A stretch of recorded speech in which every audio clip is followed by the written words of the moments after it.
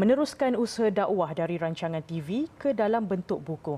Dengan tujuan itu, TV Al-Hijrah dengan usaha sama penerbit buku Telaga Biru telah menerbitkan buku catatan tadabbur Al-Quran 114 dengan harapan ia dapat menjadi bahan rujukan kepada banyak pihak.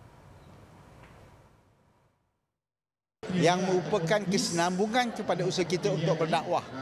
Dakwah kita bukan sekadar dari sudut visual, dari sudut ucapan dan ungkapan. Kita merasakan bahawa ada keperluan dan kepentingan untuk memudahkan rujukan supaya apa yang ada di televisyen itu kita jadikan buku.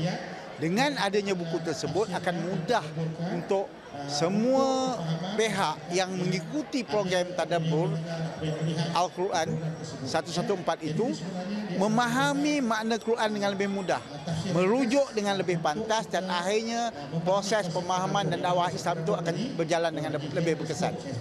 Beliau berkata demikian kepada kru Berita Al-Hijrah selepas program Bual Bicara yang diadakan di pentas utama pada hari pertama Pesta Buku Antarabangsa yang diadakan di Pusat Dagangan Dunia Kuala Lumpur. Tambahnya lagi, setakat ini 8 jilid buku catatan tadabbur Quran Ad 114 telah diterbitkan mengikut kepada jumlah juzuk yang telah ditayangkan di TV Al-Hijrah. Dan pihaknya menyasarkan 30 jilid lagi dapat diterbitkan sehingga penghujung tahun hadapan, namun bergantung kepada jumlah juzuk yang telah bersiaran.